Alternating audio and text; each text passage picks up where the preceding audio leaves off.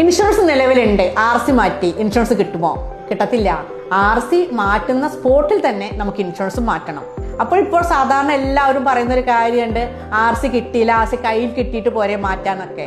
വേണ്ട, അതിന് നമുക്ക് സിമ്പിളായിട്ട് RC മാറി എന്ന് മെസ്സേജ് വരുന്ന ടൈമിൽ തന്നെ പരിവാഹൻ്റെ സൈറ്റിൽ കയറിയാൽ നമുക്ക് RCയുടെ കോപ്പി കിട്ടും. ആ RCയുടെ കോപ്പിയും ഇൻഷുറൻസ് ഓഫീസിൽ പോയിട്ട് ആ RCയുടെ കോപ്പി കാണിച്ചാൽ വാഹനം നമ്മുടെ പേരിലേക്ക് മാറിക്കിട്ടും.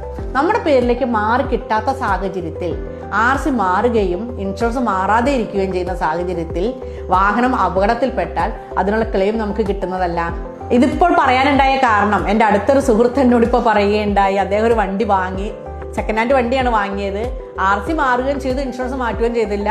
അവരുടെ വണ്ടി അപകടത്തിൽപ്പെട്ടു. ഇൻഷുറൻസ് കിട്ടുമോ ചോദിച്ചു, കിട്ടില്ല.